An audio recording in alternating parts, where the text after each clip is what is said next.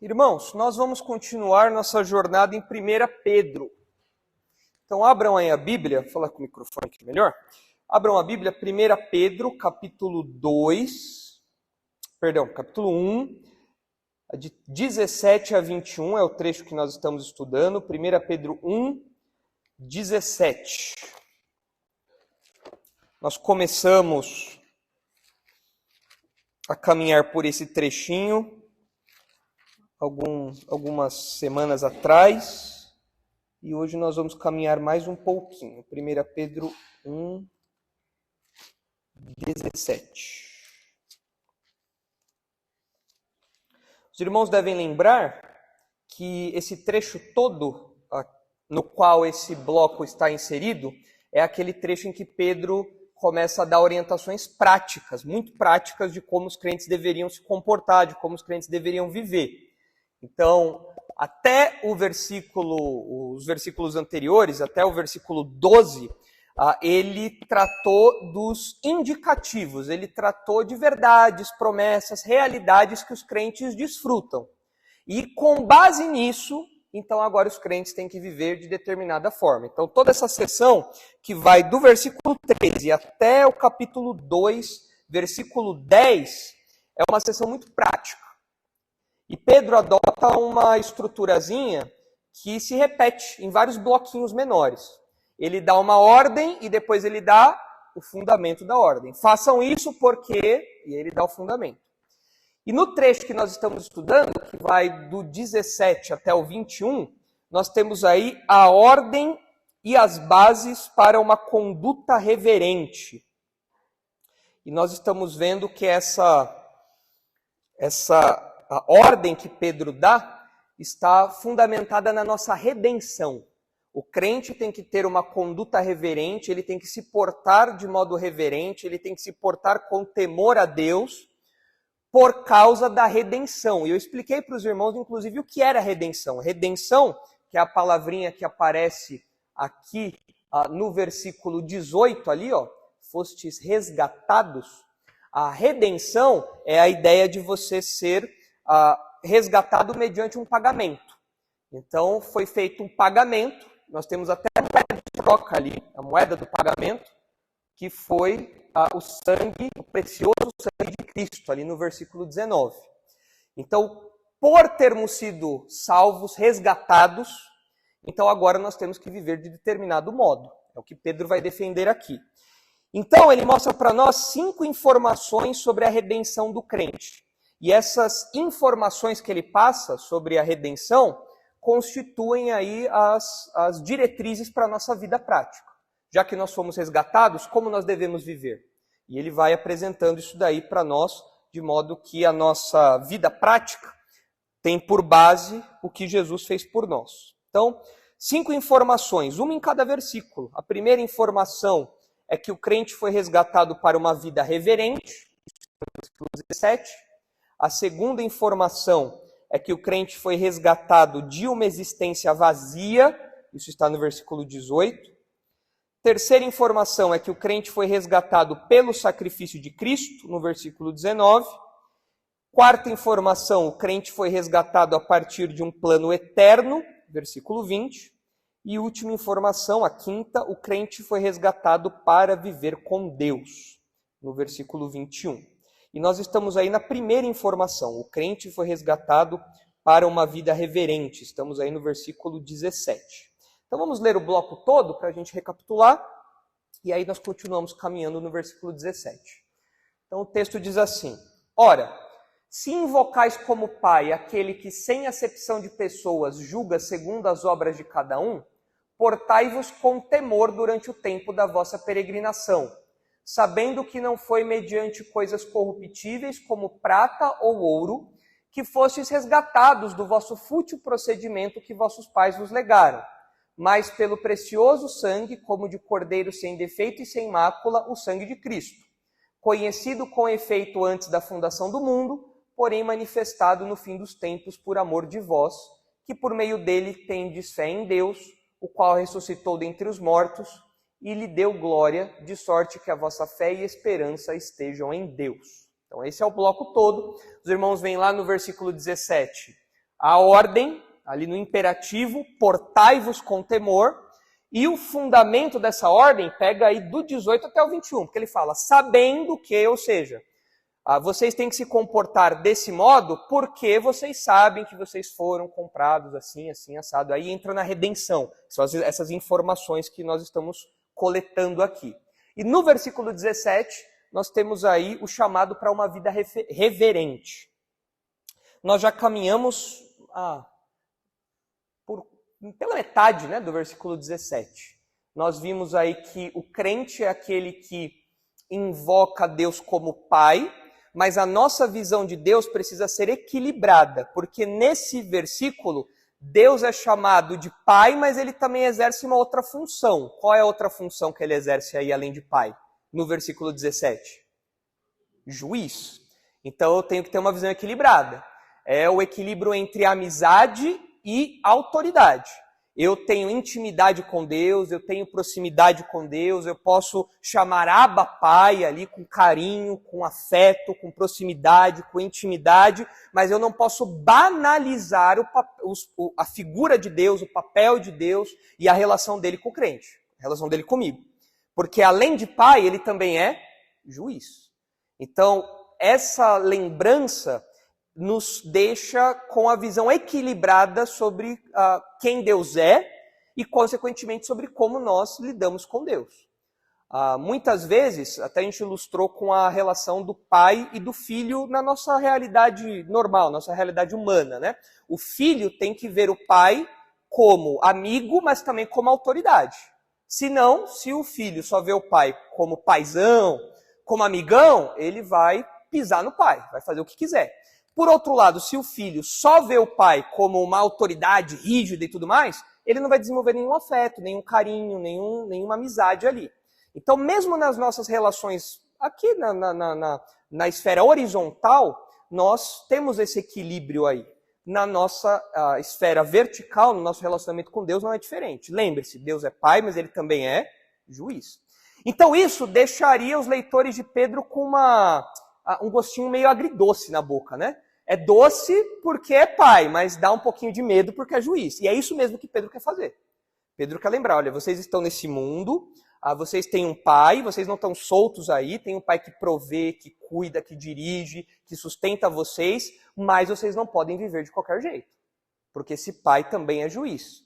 Então esse juízo aqui é direcionado para quem? Para quem? Crentes ou incrédulos? Crentes. Tanto que ele está falando para crentes.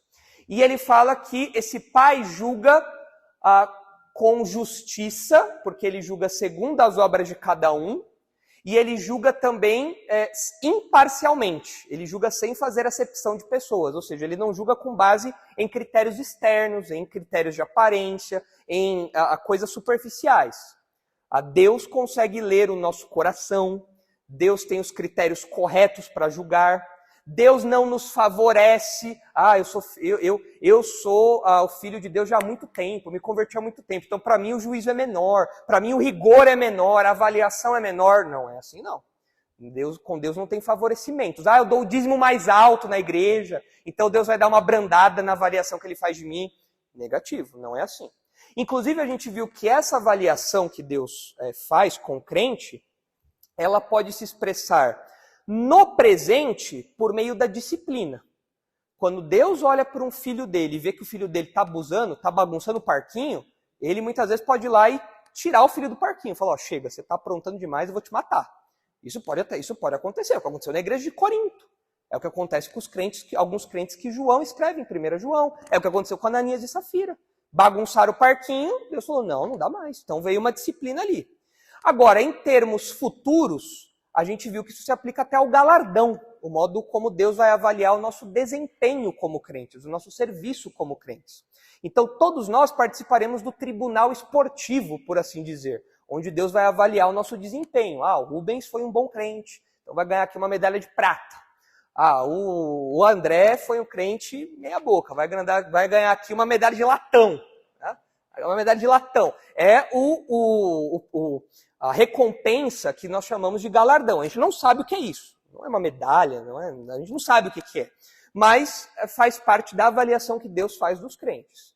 E Deus não vai olhar e falar, não, o Fábio, ele tinha ali um dízimo gordo na igreja, então o galardão dele vai ser maior porque ele fez um investimento aí a longo prazo, né? Colocou lá e agora ele vai receber o triplo na eternidade. Não é assim. Deus não faz isso porque isso seria injusto, isso seria acepção de pessoas. Deus não faz esse tipo de coisa. Ele julga com base nas obras de cada um e ele julga imparcialmente. Isso tudo nós já vimos. Os irmãos lembraram? Puxaram aí na memória? Ok. Agora a gente vai continuar, porque vem a ordem. Agora vem a ordem. A ordem que rege toda essa sessão vem agora. Então ele fala, vocês invocam Deus como Pai, lembrem-se que Deus é juiz. Portanto, portai-vos com temor. Essa palavrinha, temor, ela está meio fora de moda, né? Quando se aplica a Deus. Na verdade, quando se aplica a qualquer pessoa, qualquer autoridade, né? Se fala de temor, não tem que ter temor, não tem que ter medo nenhum. Os irmãos devem se lembrar um tempo atrás que eu citei a filósofa Anitta, grande teóloga Anitta, né? Que falou que onde já se viu ter medo de Deus, né? Mas não é só ela não, eu trouxe aqui um outro exemplo para os irmãos. Mas essa palavrinha, apesar de não estar em moda, é uma palavra bíblica. Está ali. Portai-vos com temor, ou seja, o crente tem que ter medo. Aqui, as pessoas às vezes tentam abrandar. Não, mas não é bem medo, não é ideia de medo, é a ideia de temor sim, é a ideia de medo, é a ideia de você ter um pouquinho das suas pernas bambas. É isso daí sim, você tem que ter uma visão correta de Deus, lembrando que ele tem autoridade e poder para castigá-lo, para avaliá-lo, e ele tem todos os critérios justos para isso. Agora, a gente tem que fazer algumas distinções, é verdade. Esse temor aqui que aparece não é o medo da condenação eterna. O crente não tem mais esse medo. Lembre-se, Pedro está falando para crente ou para incrédulo? Crente. O crente tem que ter medo do inferno? Não, nós somos libertos do inferno.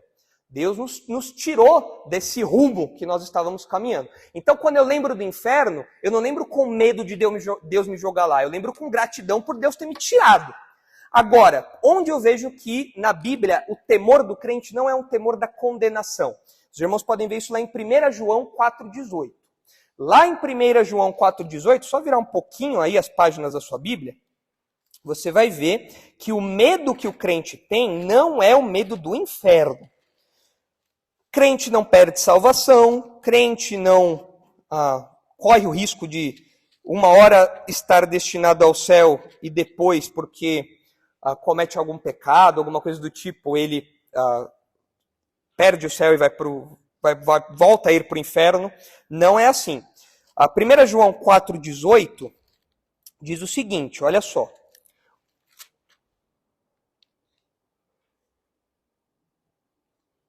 Olha desde o versículo 17 aí. Isso, desde o 17.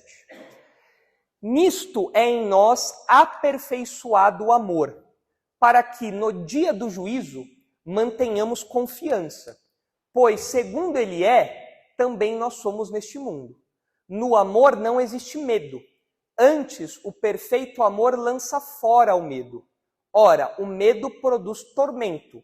Logo, aquele que teme não é aperfeiçoado no amor. Nós amamos porque ele nos amou primeiro. João está contradizendo Pedro? Não.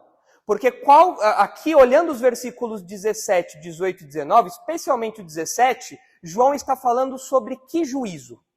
Aqui. É o juízo dos galardões, é o julgamento que os crentes vão passar, é o tribunal de Cristo que Paulo fala. É esse juízo que João está falando aqui? Não. Quando ele fala ali de dia do juízo, ele está falando do dia final, do momento em que Deus vai julgar a todos. O crente tem medo desse dia? Eu não sei, né, pastor? Vai que eu chego lá e eu tenho algum pecado que eu não confessei e já era. Aí eu dancei por ignorância. Aí estou no inferno. Eu estou indo todo confiante lá e aí rodou. Não percebeu um pecado, foi para o inferno. Isso não pode acontecer. Agora, é por isso que João está falando. Olha, nós temos uma confiança. Nós temos certeza da nossa salvação. Nós temos convicção da nossa salvação. Porque lembre-se, aqueles crentes para os quais João escreve, eles estavam em dúvida, porque eles viam os falsos mestres vivendo uma vida de bagunça, de imoralidade, e falando que eles estavam próximos de Deus. E o crente comum, ali tentando viver uma vida de santidade, estava ralando, suando ali para ter uma vida condizente com o evangelho. E eles ficaram perdidos. Aí João fala, não, vocês são crentes. Independente do que esses homens falem aí, vocês são crentes. Vocês podem ter confiança que no dia do juízo, vocês não vão ser envergonhados, vocês não vão ser esquecidos, nada disso. Nós temos confiança. E no amor não existe medo. Por quê? Porque o amor perfeito, o amor completo, o amor salvífico de Deus lança fora o medo. Porque quem não tem esse amor de Deus, esse amor completo, esse amor que salva, ele é atormentado. A pessoa vive com medo de ir para o inferno. Ah, meu Deus, eu pequei, Senhor, perdi minha salvação, agora eu vou para o inferno, meu Deus, e agora o que eu faço? A pessoa fica suando frio o tempo todo, porque a cada minuto ela perde a salvação, e ganha de novo, e perde, ganha, e perde, ganha. É um tormento, ela não sabe o que vai acontecer com o destino eterno dela. Mas João fala, o medo produz tormento. Aquele que teme não é aperfeiçoado no amor. E ele fala, nós amamos porque ele nos amou primeiro, ou seja, o amor de Deus foi derramado sobre nós. E isso nos dá convicção, isso nos dá segurança, isso tira de nós o medo da ira eterna de Deus. Isso tira de nós o medo desse juízo que vai ser destinado aos incrédulos. Certo? Então não é disso que Pedro está falando. Pedro não está falando do medo do juízo eterno, do inferno, porque isso aí nós não temos mais. O crente não tem mais isso. Agora nós vamos ser avaliados. Então isso tem que nos deixar com medo, tem que nos deixar com temor. Então, tendo feito essa elucidação aí, vamos entender melhor o que é esse amor aí. Perdão, que é esse temor aí, né? Que Pedro está falando. Maurício, volta lá para 1 Pedro. Olha o capítulo 2, o versículo 17. Olha que interessante que Pedro lista várias esferas de relacionamento que os crentes circulam, e ele coloca cada esfera de relacionamento, ele coloca um verbo ali, ele coloca uma postura correta que o crente deve ter em cada esfera de relacionamento. Cada pessoa merece uma reação do crente, um tipo de tratamento do crente. Olha só, tratai todos com honra, ou seja, com respeito. O crente tem que tratar a todos de modo cuidadoso, altruísta, amoroso. Essa é a postura do crente. Todos têm que ser tratados com honra. Amai os irmãos. Os crentes são alvos de um afeto especial. Temei a Deus e honrai o rei. Essa distinção de palavras não é à toa. A quem o crente deve o maior temor que pode existir? Aos políticos? Ao presidente? Ao STF? Ao imperador? Não. À ONU? Não. À OMS? Não. A quem o crente deve a maior reverência e o maior temor que pode existir? A Deus. Agora, o crente pode desprezar as outras autoridades, o crente pode... Não, ele tem que honrar o rei. Ele tem que manter uma conduta reverente, respeitosa para o rei, tem que amar os irmãos e tudo mais. E esse temor aí a Deus, no versículo 17, nos mostra que nós estamos falando de um temor que não é aquele medo paralisante. Vocês já viram aquele animal, acho que é uma cabra, que quando ela leva um susto, ela congela e cai? Já viram essa cabra? Acho que é uma cabrinha. Ela é uma cabrinha super bonitinha ali, fofinha e tal, só que ela assusta muito facilmente. E quando ela assusta, ela congela, ela para, as patinhas dela travam assim. E ela tomba e fica lá, congelada. E aí do nada ela mexe e volta de novo. Esse é o medo que a gente tem que ter de Deus? Isso é ter temor? É a gente viver paralisado? É isso? O meu pai conta que quando ele era pequeno, ele era muito desastrado e ele derrubava sempre o copo de bebida na refeição. Sempre. E o meu bisavô era um homem muito bravo. Dava muita bronca nele. Muita bronca. Meu pai ficava com tanto medo de levar bronca que ele começou a comer segurando o copo. Ele almoçava segurando o copo. Então, com uma mão ele ia no garfo, na colher, e com a outra ele segurava o copo. Paralisante. Ele ficava duro de medo de derrubar o negócio para não levar bronca. Esse é o temor que o crente tem em relação a Deus? Não, não é. O que a gente tem de temor é uma reverência e um respeito profundo, porque nós conhecemos e sabemos e temos certeza do poder e da autoridade de Deus. Tanto que aqui no versículo 17, quem é a maior autoridade do texto? É o rei? Não, é Deus. Então eu sei que ele tem poder, ele tem autoridade para me disciplinar, para me corrigir, para me castigar se for preciso. Eu sei que ele tem todos os critérios, todas as formas para isso, os instrumentos para isso, então eu me comporto com reverência. Eu me comporto com educação. Mas mais do que uma educação social, é aquela coisa de saber quem tem a cinta na mão. Ó, ele tem poder e autoridade para isso, e se precisar ele vai usar. E ele é a autoridade suprema do universo. Como que você se apresenta diante da autoridade suprema do universo? E aí, parça? E aí, mano? Beleza? Não, opa, até minha linguagem muda. Eu estou falando com Deus que eu tenho que ter uma reverência profunda. O modo como eu adoro é de qualquer jeito? Não, eu tenho que adorá-lo com temor. Então é desse temor aqui que Pedro está falando. O que a gente aprende aí ao longo da história com outros crentes do passado é que o crente tem que viver uma expressãozinha que era usada pelos crentes do passado, uma expressãozinha em latim, os crentes têm que viver corandeu. O que é viver corandeu? É viver diante da face de Deus. Ou seja, para onde você for, você tem que se comportar como alguém que está diante do próprio Deus. Eu estou no trabalho, estou diante de Deus. Eu estou na faculdade, estou diante de Deus. Eu estou em casa sozinho, estou diante de Deus. Corandeu. Olha só, Colossenses 3:22. Olha que interessante como esse conceito é desenvolvido. Provérbios fala muito sobre isso. Mas em Colossenses 3:22, Paulo dá uma aplicaçãozinha muito prática disso. Olha só como é esse temor na prática. Colossenses 3:22.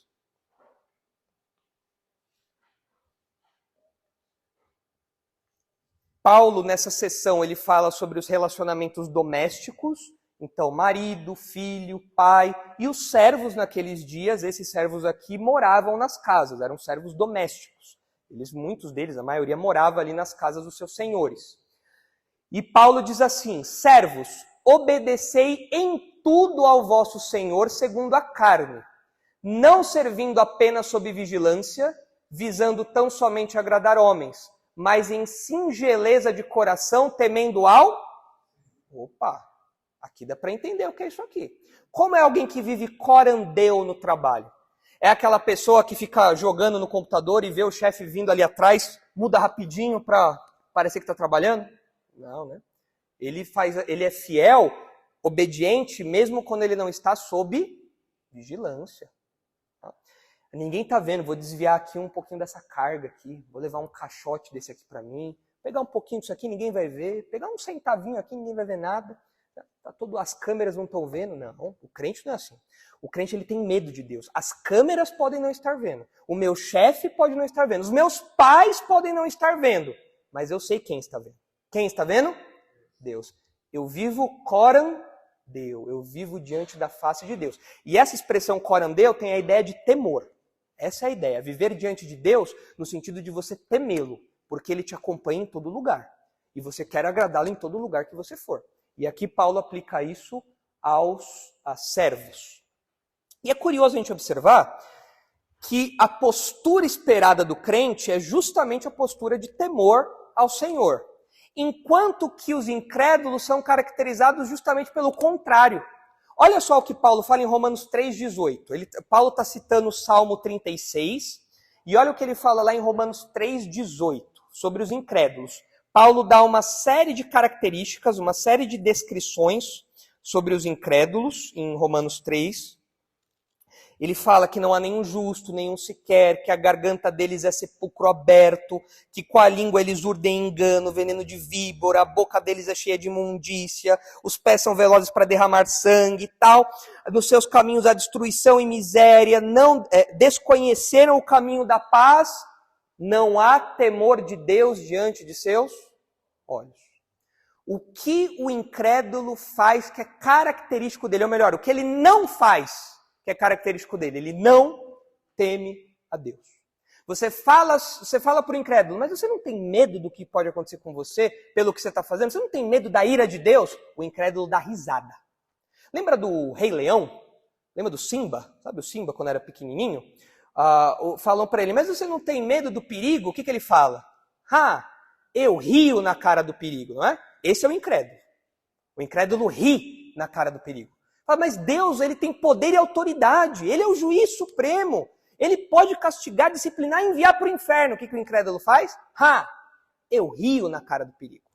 Esse é o incrédulo. Por quê? Não há temor de Deus diante dos seus olhos. É ou não é verdade? O incrédulo tem algum temor a Deus? Nada. Sério. Tanto que ele vive do jeito que ele quer viver, né?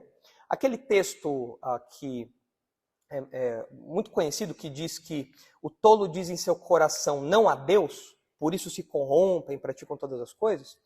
A ideia ali daquele texto, comumente nós aplicamos ele para falar de ateus, de pessoas que não creem que Deus existe, pessoas que dizem não a Deus. Mas a ideia ali do texto não é falar de um ateu, até porque no mundo antigo era muito difícil ter um ateu. As pessoas acreditavam em vários deuses, em Deus de tudo quanto é jeito. A ideia ali é falar que não há um Deus que julgue, não há um Deus para me julgar.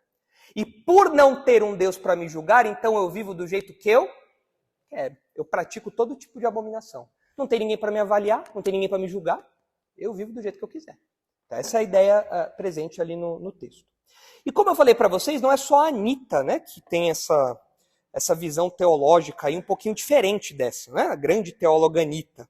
Mas eu achei curioso que esses últimos dias aí, aquele Ed René Kivitz, sabe?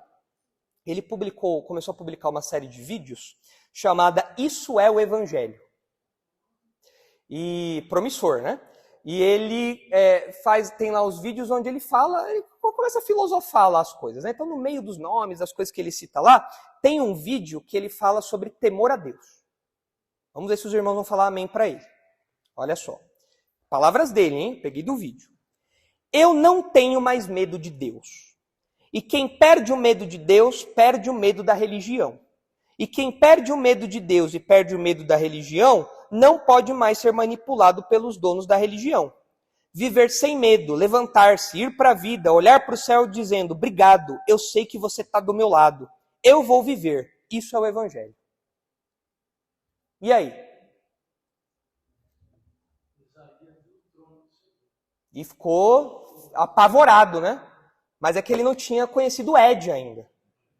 O Ed ia falar para Isaías, não, você está sendo manipulado pela religião, pelo judaísmo. Que é isso, cara? Transcende. Isso aqui é só um trechinho, é um martírio de 13 minutos. Eu recomendo que os irmãos vejam o vídeo, assistam ao vídeo. Mas e aí, qual que é a visão dele aqui? A visão dele, isso aqui está num vídeo maior e dentro de uma teologia distorcida maior dele, né? Então vamos colocar tudo no devido lugar. Ele acredita que na nossa vida nós não temos que ter um padrão de conduta previamente estabelecido por Deus. A gente não precisa seguir isso. A gente tem que simplesmente viver. Então ele dá o exemplo assim, eu vou para a igreja se eu quiser. Se eu não quiser ir para a igreja, eu não preciso ter medo. Eu vou ficar dormindo, eu vou ir para a praia, eu vou ir para o shopping, eu vou fazer o que eu quiser. Eu não tenho mais temor de nada disso daí. Nada disso me move, eu não faço nada disso movido por qualquer temor de Deus.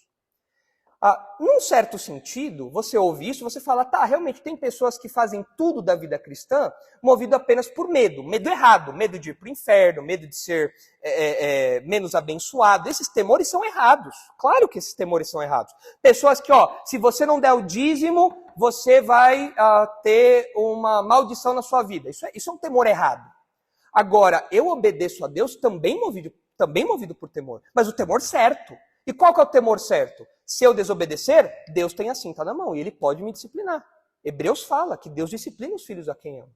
Então, quando ele diz aqui, né, que quem perde o medo de Deus e o medo da religião não pode mais ser manipulado, o que ele está querendo dizer nas entrelinhas? Que você pode viver do jeito que você quiser. Depois ele fala, né?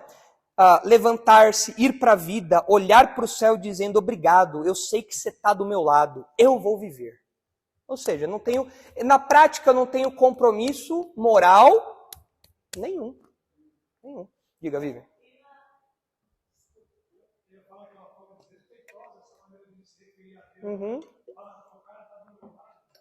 Ele diz isso. Não, esse vídeo tem outras bizarrices, é que eu só trouxe o trecho correspondente aqui à parte que ele fala do temor, né? Mas o modo como ele trata Deus é totalmente reverente. Ele vê Deus como um parceiro, um comparsa. Diga, Vivian.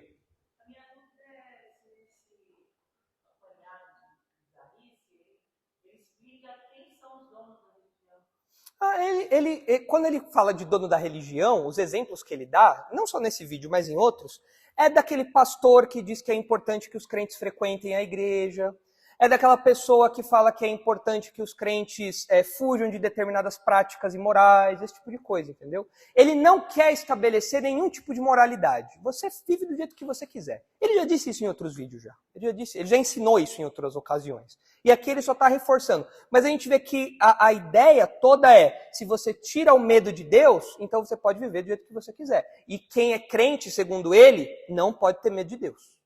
Essa é a ideia dele. Não pode ter medo de Deus. Pedro precisa aprender com Ed, né? Porque Pedro falou, portai-vos com temor. E é curioso que o verbo portar-se, que aparece ali, né? Portai-vos com temor, esse verbo portar-se, ele é o mesmo verbo, é a mesma raiz do versículo 15. Volta lá, por favor, Maurício, para o versículo 15, ali, ó. Quando fala, tornai-vos santos também vós mesmos em todo o vosso procedimento. Essa palavrinha procedimento é a mesma raiz que aparece ali com portai-vos. E quando a gente estudou o versículo 15, quando fala ali de todo o vosso procedimento, a gente chegou à conclusão que Pedro estava sendo abrangente. Ou seja, vocês têm que se portar com santidade em absolutamente tudo o que vocês fizerem. E agora Pedro repete, usa uma palavrinha com uma raiz parecida para falar, olha, vocês têm que se portar com temor. Quando eu coloco essas duas palavrinhas lado a lado, como elas estão muito próximas, eu posso falar que Pedro está falando para nós que eu tenho que me portar com temor em todas as áreas da minha vida. Ele continua sendo abrangente. Você tem que se lembrar do poder e da autoridade de Deus em todas as áreas da sua vida, no seu casamento, no seu trabalho, na sua faculdade, na sua escola, no seu relacionamento com seus pais, no seu relacionamento com seus filhos, no seu relacionamento na igreja. Tudo que você faz tem que ser marcado por uma conduta reverente, que é o nosso ponto aqui. Tudo que o crente faz tem que ser marcado por essa conduta reverente.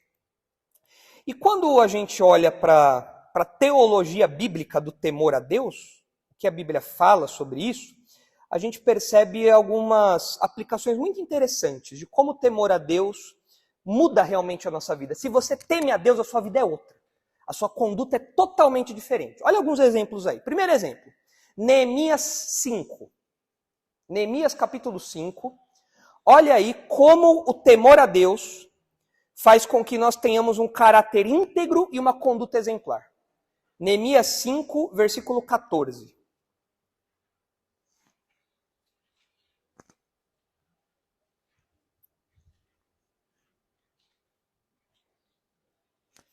Neemias 5,14 diz assim: também desde o dia em que fui nomeado seu governador na terra de Judá, desde o 20º ano até o 32º ano do rei Artaxerxes, 12 anos, nem eu, nem meus irmãos comemos o pão devido ao governador. Era o imposto ali devido ao governador, que ele como governador de Judá podia cobrar, mas ele e os irmãos dele não cobraram. Mas os primeiros governadores que foram antes de mim oprimiram o povo e lhe tomaram pão e vinho, além de 40 ciclos de prata. Até os seus moços dominavam sobre o povo. Porém, eu assim não fiz por causa do temor de Deus. É exatamente o que acontece em Brasília. Não é? O povo, os políticos, os deputados, os senadores, todos eles não roubam de nós. Por quê? Porque eles têm temor a Deus, não é verdade? O que falta na nossa política, então? Temor a Deus. Temor a Deus. Neemias é o exemplo de que uma pessoa que teme verdadeiramente a Deus, ela é cuidadosa até mesmo na administração pública. Um prefeito que teme a Deus, ele não ousa cobrar mais do que ele deve. Ele não deixa com que os seus funcionários explorem e oprimam o povo. Então aqui, no exemplo de Neemias, nós vemos que o temor a Deus é o fundamento de uma sociedade justa, começando por cima. E no Brasil nós temos o oposto disso. A falta de temor a Deus faz com que nós cheguemos no ponto que chegamos. Outro exemplo, sabedoria, é a base da sabedoria. Olha Provérbios 1,7, é um texto famoso esse, Provérbios 1,7. O temor a Deus é o princípio da sabedoria, ou seja, é a base ali, é o primeiro passo para você ser sábio, você precisa temer a Deus. Provérbios 1,7.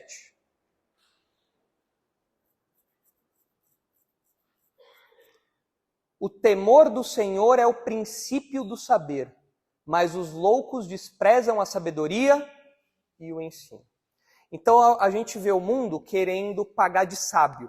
As pessoas sendo influencers no Instagram, as pessoas sendo ali coaches e falando como você tem que se comportar, o que você tem que fazer, como você tem que se portar, como você tem que falar para você ser alguém de impacto e tudo mais.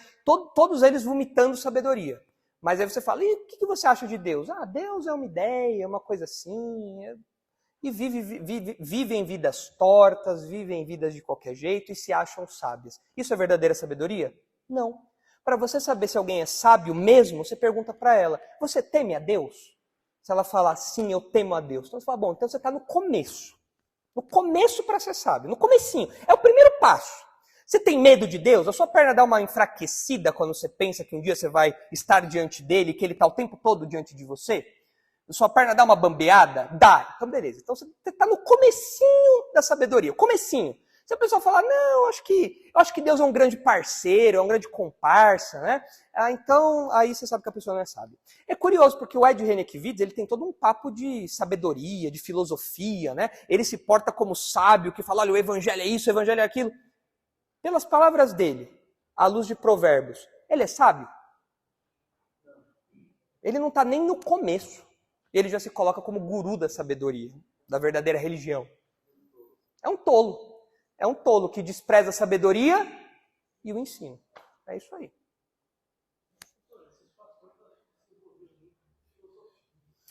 É o liberalismo que entrou na igreja, né? A ideia de que a Bíblia não é um livro inspirado por Deus, é um livro que foi alterado pelos homens, que a gente depende da filosofia secular para ter a nossa vida de rotineira, né? A gente precisa disso para sermos melhores, e a religião é sempre manipulada pelo homem e tudo mais. Então isso daí é humanismo colocado na prática.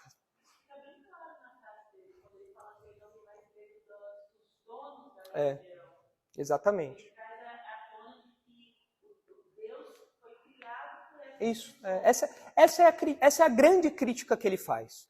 Tudo que existe de igreja, menos a igreja dele, é manipulada, criada por homens. Então, se ele viesse no nosso culto aqui, ele falaria, não, isso daí, vocês estão sendo todos manipulados. Tudo lavagem cerebral aí. Eu conheci pessoas da igreja do Ed, conversei já com pessoas da igreja do Ed. Assim, quando você fala, olha, mas a Bíblia diz isso, a pessoa olha para sua cara e dá... tolinho, não sabe de nada. A Bíblia diz, a Bíblia é um livro pequeno, você tem que ter uma mente mais aberta, tem que pensar... Pura filosofia mundana, que a Bíblia fala que é tolice, loucura. Loucura. Então, o primeiro passo para ser sábio é temer ao Senhor. Olha outro exemplo muito legal em Provérbios 14, 26. Olha só, Provérbios 14, 26 e 27.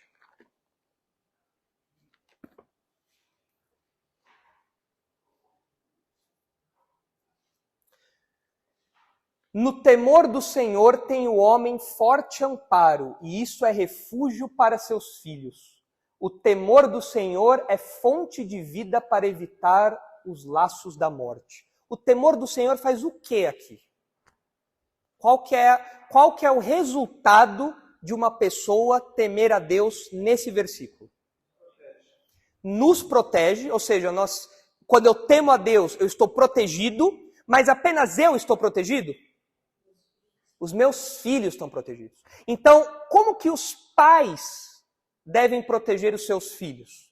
Temendo a Deus. Assim, é o arroz e feijão, é o básico.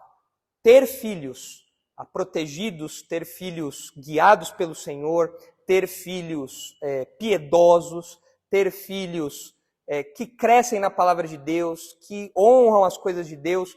O passo básico é ele ver esse exemplo nos pais. E no meio da dificuldade, o homem próprio encontra amparo, força, escudo no meio da tempestade, e os filhos, quando passam por problemas, olham para o pai e falam assim: eu vou buscar conselho, eu vou buscar escudo, eu vou buscar refúgio no meu pai, porque meu pai é um homem de oração, meu pai é um homem de estudo bíblico, meu pai é um homem que tem bons conselhos porque ele teme ao Senhor. Essa é a responsabilidade dos pais. É fácil ser pai? Não. Agora, temer a Deus sendo pai é bom? É bom? É bom você como pai, eu não sou pai ainda, mas quem é pai aqui? É bom você saber que os seus filhos olham para você e veem em você uma fortaleza porque você teme a Deus? Tá lá no meio da crise, no meio do problema, eles vêm chorando, pai, pai, pai, pai. Por quê? Porque eles sabem que você é forte, não por si próprio, mas porque o temor do Senhor faz com que o pai seja uma fortaleza, um escudo. Que privilégio esse, né? Privilégio isso. E aí o versículo 27 completa. O temor do Senhor é fonte de vida para evitar os laços da morte. Quem teme a Deus não morre prematuramente. Não se envolve com gente errada. Não fica em lugar errado, na hora errada, com pessoa errada. Quem teme a Deus sabe onde pisa. Quem teme a Deus é sábio, é prudente. Então o temor a Deus faz tudo isso. Outro texto aí, importante para a nossa teologia da santidade. Olha aí, o Salmo 115, 11. Na verdade, ele repete isso aqui que a gente falou. Eu vou ler aqui para os irmãos. Não precisa abrir aí não, Maurício. Vai abrindo aí em 2 Coríntios 7, 1. O salmo que eu falei aqui, Salmo 115, 11, diz assim, ó: confiam no Senhor os que temem o Senhor. Ele é o seu amparo e o seu escudo. E ainda nesse tema aí, da proteção, Provérbios 10, 27 diz o seguinte. Olha aqui. O temor do Senhor prolonga os dias da vida, mas os anos dos perversos serão abreviados. Confirmando a tese de que quem teme a Deus é protegido, guardado e conta aí com o amparo do Senhor. Agora, não, nunca leu. Nunca leu. E é curioso que ele tinha uma série antiga, acho que era chamada Talmidim, alguma coisa assim, onde ele dava, acho que ele falava de Eclesiastes, alguma coisa assim. Ele era uma coisa meio filosofada ali também. Não lembro exatamente qual era o tema. Mas você vê que a pessoa, por mais que ela, se um dia ele leu, ele nunca creu no que está aqui. Ele nunca creu. Porque, não tem condição. Ele paga de sábio, ele paga de intelectual, ele paga de grande teólogo e tal, mas qualquer leitura bíblica básica vê que não tem nada a ver com o que ele está falando. Ele já disse isso, né? Que a Bíblia é insuficiente. Então, o que esperar de um homem desse? 2 Coríntios 7,1. Olha o temor a Deus sendo útil, importante para outra área da vida cristã. Tendo, pois, ó amados, tais promessas, purifiquemo-nos de toda impureza, tanto da carne como do espírito, aperfeiçoando a nossa santidade no temor de Deus. O modo como o texto está construído aqui é que nós estamos sofrendo a influência direta do amor de Deus. É como se nós estivéssemos dentro do temor de Deus, e esse temor de Deus faz uma pressão na nossa vida. Não uma pressão que nos sufoca, não é isso, mas é uma pressão que nos molda. É uma pressão que nos orienta, que dirige a nossa vida. Então a minha vida de santidade, ela é aperfeiçoada, ela é completada, ela é moldada pelo temor de Deus. Quem não teme a Deus vai ter uma vida de santidade? Nunca. Eu não tenho medo de Deus. Eu nem ligo porque Deus fala. Não estou nem aí. Não ligo, não reconheço a autoridade dele, não reconheço o poder dele. Vou viver do jeito que eu quero. Essa pessoa nunca vai ser santa. Nunca, jamais. Não tem como. Não tem como. Mais um texto. Efésios 5:18. Olha agora como o temor a Deus é importante para a nossa vida comunitária, nossa vida na igreja. Efésios 5:18. E não vos embriagueis com vinho, no qual há dissolução, mas enchei-vos do Espírito, falando entre vós com salmos, entoando e louvando de coração ao Senhor, com hinos e cânticos espirituais, dando sempre graças por tudo a nosso Deus e Pai, em nome de nosso Senhor Jesus Cristo, sujeitando-vos uns aos outros no temor de Cristo. Sujeitar-se uns aos outros significa você considerar os outros superiores a si mesmo. É você ser alguém humilde, é você ser alguém altruísta, significa você ser alguém prestativo. E para você desenvolver essa convivência servil no meio do povo de Deus, você precisa fazer isso no temor de Cristo. Se você teme a Deus, como você trata o seu irmão? Com desprezo ou com zelo, com atenção, com carinho? Se você teme a Deus, como você trata seu irmão? Com zelo? Opa! O meu Deus é o Deus dele. O meu Salvador é o Salvador dele. Ele está vendo todos nós aqui. Ele anda no nosso meio. Então eu vou tratá-lo com todo o respeito possível. Eu vou colocá-lo em alta conta. Vou dar o melhor lugar para ele. Na hora de repartir o bife, ele vai ficar com a maior parte. Senão o bife todo. E tudo isso fundamentado no temor de Cristo. Filipenses 2. Filipenses 2:12. Olha aí a teologia bíblica do temor de Deus. Filipenses 2:12. O temor a Deus é importante para o nosso crescimento espiritual, para o nosso amadurecimento, para que a gente se torne crentes mais fortes. Olha só. Assim, pois, amados meus, como sempre obedecestes, não só na minha presença, porém muito mais agora na minha ausência, desenvolvei a vossa salvação com temor e tremor. É interessante essa expressãozinha, né? Temor e... é o que eu falo da perna bamba. Tem que desenvolver a capacidade de bambear as pernas, de tremer as pernas aí, porque é uma expressão de temor que mostra o quê? Eu sei com quem eu estou falando, eu sei com quem eu estou lidando, eu sei diante de quem eu estou. Eu não posso banalizar isso daqui. E ali quando fala desenvolver a salvação, não é que Paulo está falando que a gente vai conquistando o céu, não é isso. Desenvolver a salvação em Filipenses aqui significa você crescer na salvação. Você é salvo. Você vai para o céu, beleza. Você tem a vida eterna, beleza. Mas agora você vai aprimorar a sua vida cristã. Você vai amadurecer. Você vai pegar aquilo que Deus te deu e você vai crescendo naquilo. Você vai se desenvolvendo, você vai amadurecendo, você vai conhecendo mais, você vai abandonando pecados, você vai tratando as coisas de Deus com mais seriedade, com mais compromisso. Isso é desenvolver a salvação. E aqui no caso era a obediência que os filipenses deveriam prestar às ordens do apóstolo Paulo. Mas essa obediência, esse desenvolvimento, esse amadurecimento, deveria ser feito com temor e tremor. Essencial. Essencial. Então, pegando aqui o exemplo específico de Paulo, olha só. Se o pastor dá um comando para as ovelhas, irmãos, nós devemos fazer isso, façam isso. Eu posso obedecer por conveniência. Vou obedecer porque se eu não fizer, vai ficar chato, não é legal e tudo mais. Agora, essa tem que ser a minha disposição, obedecer por conveniência, obedecer por, obedecer por dó, por piedade, qualquer motivo que seja diferente do que está aqui. Qual tem que ser o meu motivo para obedecer uma ordem da liderança, uma ordem pastoral, uma ordem bíblica, claro, bíblica, né? Qual tem que ser o motor disso? O temor e tremor a quem? A Deus. Espera aí, o que esse homem está falando tem base bíblica e quem colocou esse homem lá foi o próprio Deus. Então eu vou obedecê-lo com temor e tremor a Deus. Eu vou ouvir o que ele está falando. Eu vou ser zeloso com aquilo que ele está apontando. Porque Paulo fala, obedeçam o que eu estou falando, para que a salvação de vocês, para que vocês cresçam, amadureçam espiritualmente.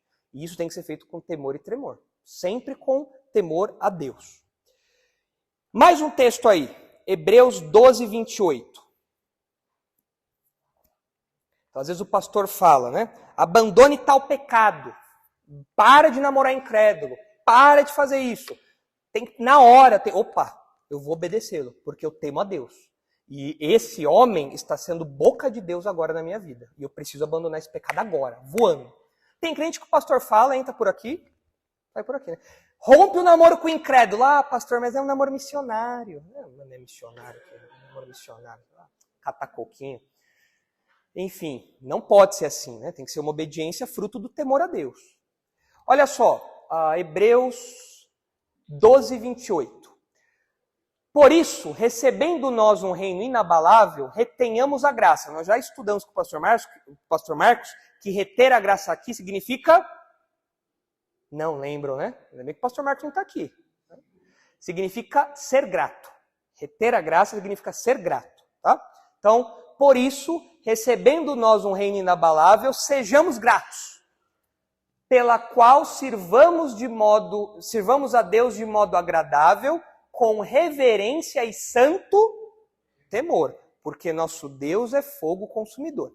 Esse texto tem um detalhezinho importante. Quando fala ali, sirvamos a Deus de modo agradável, esse serviço a Deus não é o termo geral para serviço. Na nossa vida nós servimos a Deus. Então, quando eu sou fiel no meu trabalho, eu estou servindo a Deus. Quando eu sou uma boa esposa, eu estou servindo a Deus. Quando eu uso os meus dons na igreja, eu estou servindo a Deus. Isso é o uso geral de serviço. Existe na Bíblia isso. Mas aqui é o serviço cultico. Ou seja, é a nossa adoração quando reunidos como igreja. Então, quando nós estamos aqui reunidos como igreja, prestando culto a Deus, servindo a Deus de modo cultico, nós temos que fazer isso de modo agradável a quem? A Deus, não a gente. Né? Ah, mas é que eu não gosto do culto de quarta, acho meio morto. Ah, que bom, porque não é para você o culto. Não estou interessado em te agradar. Ah, mas é que eu não gosto daqueles hinos que cantam lá na igreja, tudo meio sem graça. Não é para você o hino. Se você gosta ou não gosta, lamento muito. Ah, mas é que eu não gosto muito dessa coisa de ter pregação de 1 hora. Isso não é, desculpe, mas isso não tem nada a ver com você. É para Deus, Ele que tem que ser a pessoa que se agrada. Né? Mas além de ser agradável, o nosso culto tem que ser marcado por reverência e santo temor. Como que você senta no banco? Qual que é a sua postura física quando você lembra que você está cultuando a Deus e você tem que cultuar com temor? Como que você senta? Senta lá, largado lá no banco, assim, mascando chicletão. Fica mexendo no celular o tempo todo no culto? Como que é um culto, como que é a postura física de alguém que está no culto e tem o santo temor?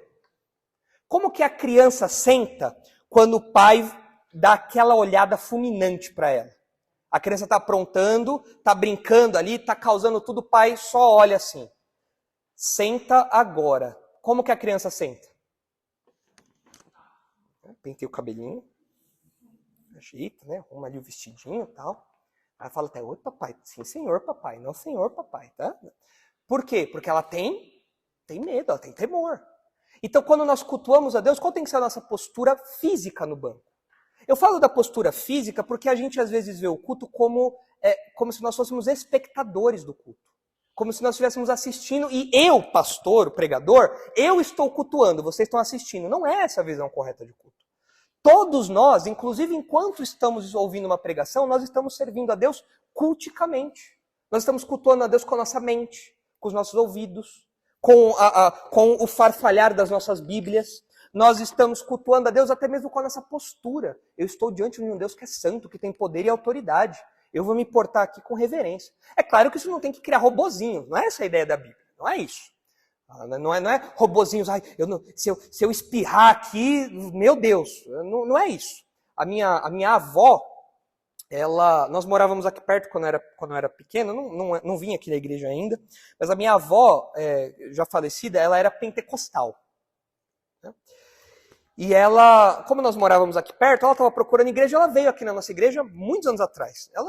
Ela morreu sem saber que eu seria pastor aqui um dia, ela veio aqui na igreja. E é curioso isso, porque eu sei o que ela falou da igreja.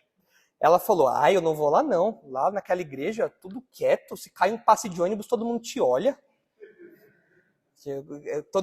Ela se sentia acuada, né? Porque ela é do meio pentecostal, onde tudo é bagunça, barulho, né?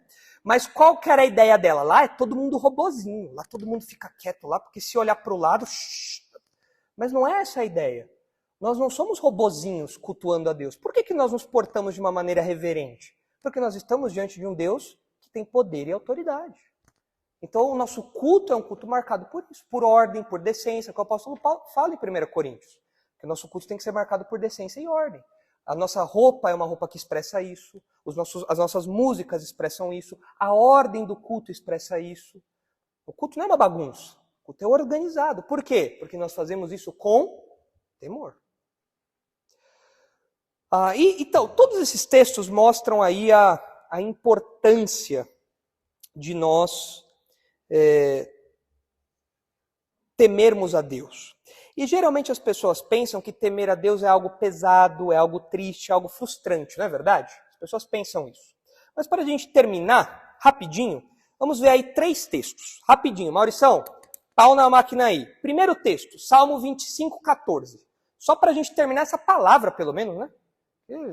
Só falei temor, ainda tem outra coisa para falar, mas não vai dar para falar hoje. Olha aí o Salmo 25, 14. Rapidão. Olha como esse texto coloca temor e intimidade lado a lado. Temor e amizade, olha só.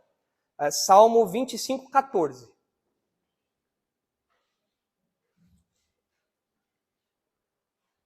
Acho que deu pau na máquina mesmo, né? Eu falei pau na máquina, a máquina entendeu errado. Não é para dar pau na máquina, é pau na máquina. Olha só aí, Salmo 25, 14. Ixi, deu ruim aí. Vamos ler aqui, porque ainda existe Bíblia de papel. Então vamos lá. Salmo 25, 14. Olha o que diz aí Davi. A intimidade do Senhor, ou seja, a proximidade, ser amigo de Deus, estar próximo dele, a intimidade do Senhor é para os que o temem, aos quais ele dará a conhecer a sua aliança. Então, para ser amigo de Deus, para ser próximo de Deus, para ter intimidade com Deus, eu preciso temê-lo. Então, o temor a Deus faz eu me afastar dele? Não, pelo contrário. O temor a Deus faz eu me aproximar dele, porque aí eu conheço o Senhor, as suas obras, o seu pacto, a sua graça, o seu amor, a sua fidelidade. Eu experimento isso todos os dias na minha vida. Outro texto, Deuteronômio 10. Deuteronômio 10, 12.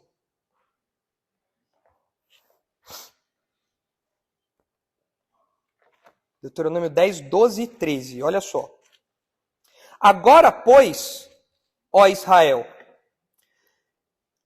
que é que o Senhor requer de ti? Não é que temas o Senhor teu Deus e andes em todos os seus caminhos e o ames e sirvas ao Senhor teu Deus de todo o teu coração e de toda a tua alma, para guardares os mandamentos do Senhor e os seus estatutos que hoje te ordeno para o teu bem? Olha os verbos que aparecem aí. Que você tema a Deus e que você ame. O temor e o amor não são excludentes, pelo contrário, eles são duas faces da mesma moeda. Eu preciso temer a Deus e eu preciso amá-lo com todo o meu ser. Não são coisas que se excluem. E por fim, o Salmo 2. Salmo 2, 11.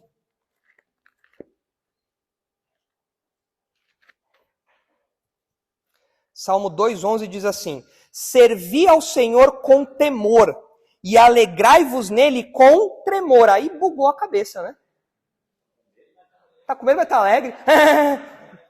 Tremendo, aquela risada de medo, né, que você dá. É isso? Não. É porque temer a Deus é você conhecê-lo em tudo aquilo que ele se revela a nós, né? Olha só, servir ao Senhor com temor. E aí vem o paralelo. Alegrai-vos nele com tremor. Então, o serviço a Deus traz alegria. E tudo isso é marcado por temor e tremor. Então, a Bíblia coloca tudo isso lado a lado. Isso é um bom exemplo. É aquela satisfação que você sabe, poxa, eu obedeci meu pai. Não põe o dedo na tomada. Eu não pus o dedo na tomada, papai. Ótimo. Parabéns, filho. Muito bom. Você fica todo orgulhoso ali, né? É isso daí. É o que nós sentimos quando nós obedecemos a Deus, quando nós frequentamos a igreja. Frequentar a igreja é uma ordem de Deus. O crente tem que frequentar a igreja. Mas é um fardo. Então é uma obediência leve, alegre, boa. É um temor que traz leveza. Por isso que Jesus falou, meu fardo é leve, suave.